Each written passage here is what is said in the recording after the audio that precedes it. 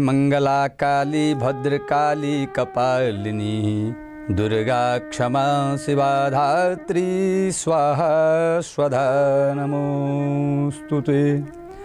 खड्गं चक्रगदेषु चापपरिघां शूलं भुशुण्डिं शिरः शङ्खं सन्ददतीं करस्तनयनां सर्वाङ्गभूषावृताम् नीलासुमद्युतिमास्य पाददशकां सेवे महाकालिकां यामत्तौत्स्वपिते हरौ कमलजौ हन्तुं मधुं कैटभम् वन्दे वाञ्छितलाभाय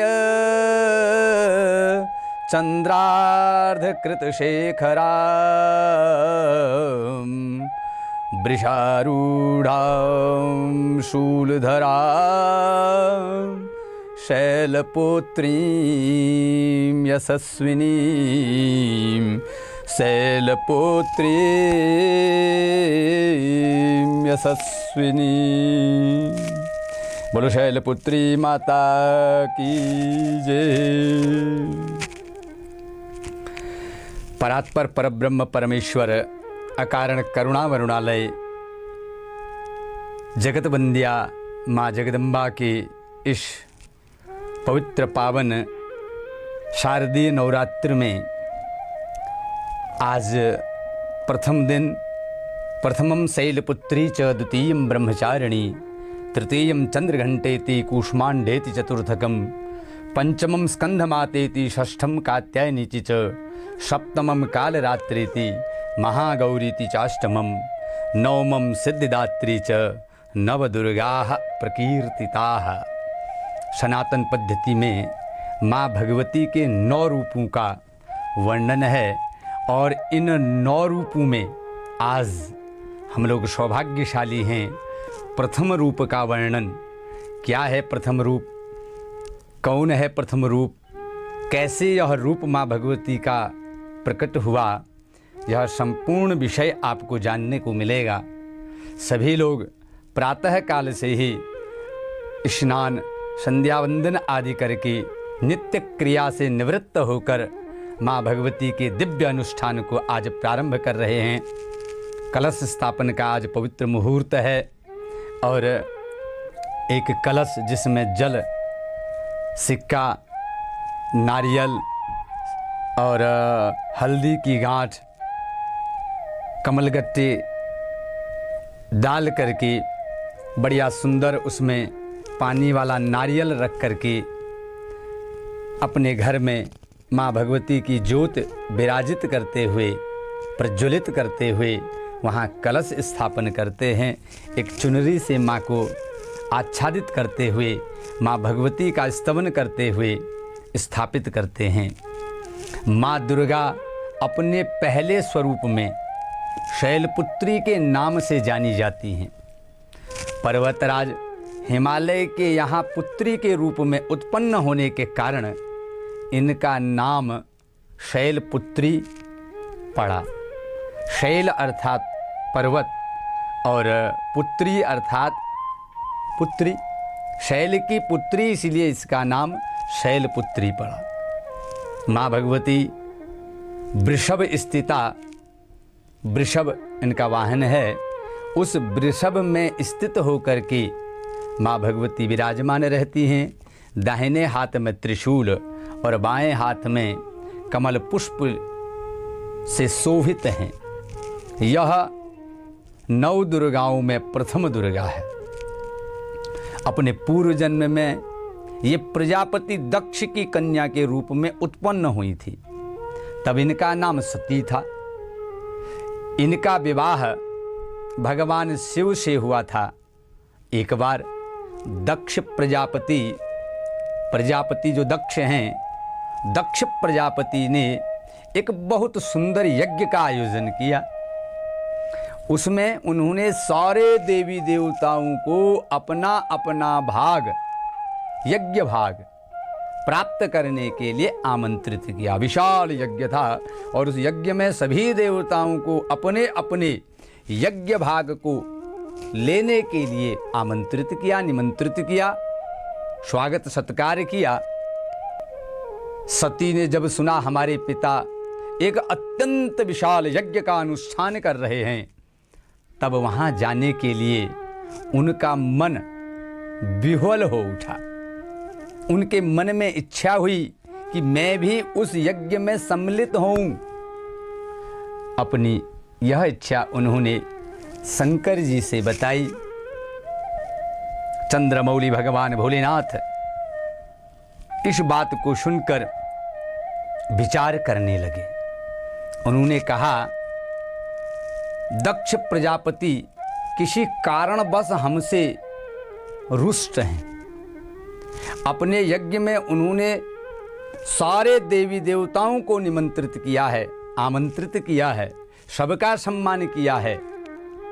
उनके लिए यज्ञ भाग भी उन्होंने समर्पित किए हैं, किंतु हमें जानबूझकर नहीं बुलाया है। कोई सूचना तक उन्होंने हमारे पास नहीं भेजी है। ऐसी स्थिति में तुम्हारा वहां जाना किसी भी प्रकार से श्रेयस्कर नहीं है। यद्यपि गुरु के यहाँ, पिता के यहाँ, स्वामी के यहाँ बिना बुलाए भी जा सकते हैं, लेकिन अगर बैर हो, किसी कारण से कोई बात हो गई हो और फिर तुम्हें नहीं बुलाया है, इसका मतलब कहीं न कहीं मन में उनके खोट है। यह बात समझाई। शंकर जी के इस उपदेश से सती को प्रबोध नहीं हुआ। सती के मन में यह बात नहीं बैठी। बार बार मन में विचार करने लग गई, भोलेनाथ को बार बार आग्रह करने लग गई।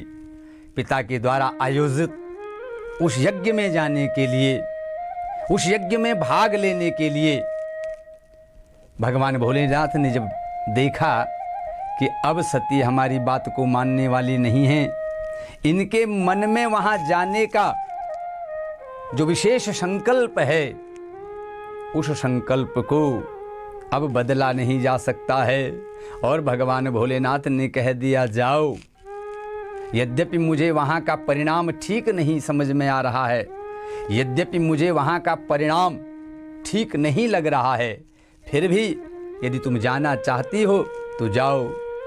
पिता का यज्ञ देखने के लिए, पिता के द्वारा आयोजित उस यज्ञ में भाग लेने के लिए अब सती तैयार हुई और कुछ प्रमुख गणों को भगवान भोलेनाथ ने सती के साथ वहां जाने के लिए आदेश दे दिया। पहुंची, वहां जाकर माता और बहनों से मिलने की उनकी व्यग्रता किसी प्रकार भी कम न हो सकी। उनका प्रबल आग्रह देख करके शंकर जी ने गणों को साथ में भेजकर सती को आदेश दे दिया। सती ने पिता के घर पहुंचकर देखा कि कोई भी उसे आदर और प्रेम के साथ बातचीत नहीं कर रहा है। सभी दक्ष के भय से भयभीत हैं।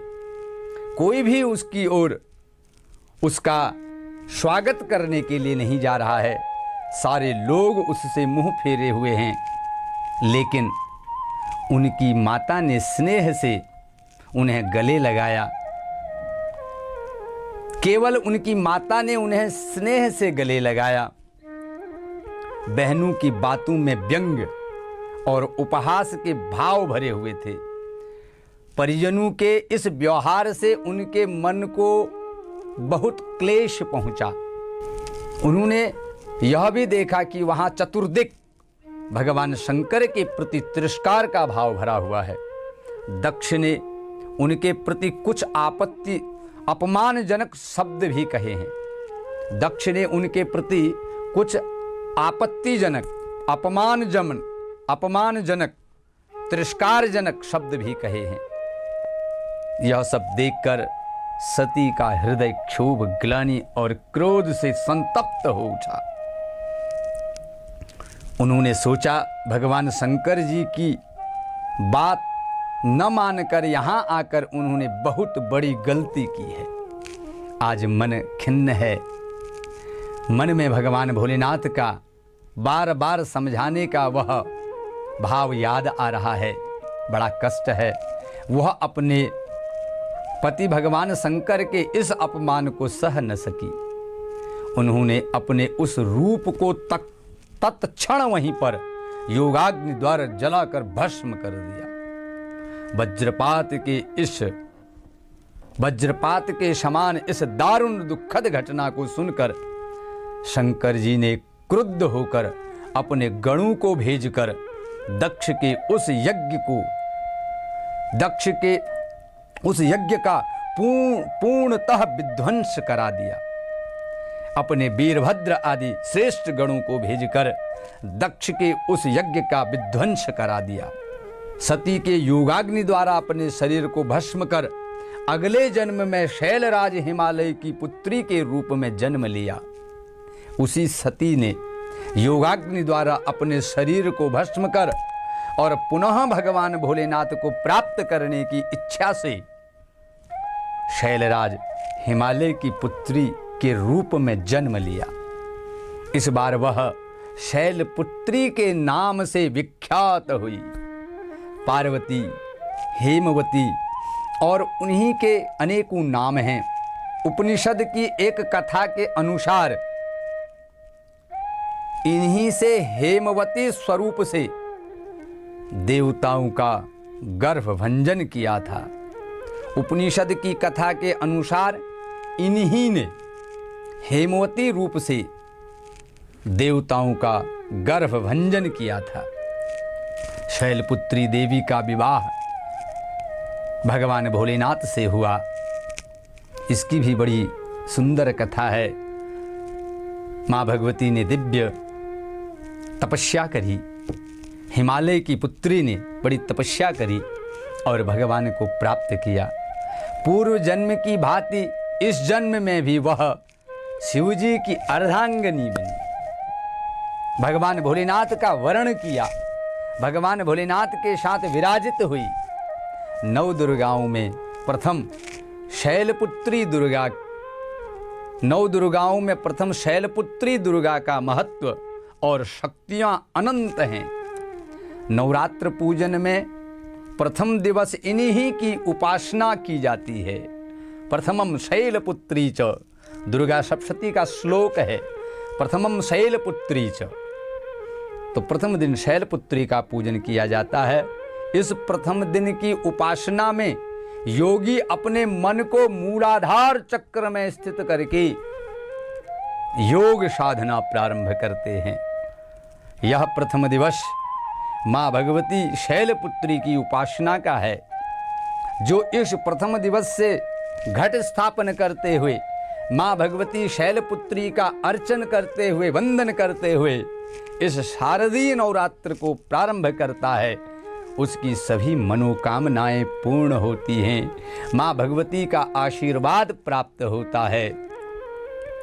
इसलिए इसका अनुकरण, इसका अनुपालन, शास्त्र की इस सनातन पद्धति का अनुपालन सभी ने करना चाहिए। धर्मो रक्षति रक्षितः, जो धर्म की रक्षा करेगा, जो धर्म का आचरण करेगा, जो धर्म का अनुगमन करेगा, वह धर्म से रक्षित होगा। इतना ही कहते हुए सभी भक्तों को माँ भगवती का आशीर्वाद प्राप्त हो। इसी के साथ मैं आचार्य डॉक्टर दिनेश चंद्र भारद्वाज प्रथम दिवस में इस सुंदर दिव्य चरित्र को आप सभी के सामने प्रस्तुत करते हुए जय माता दी।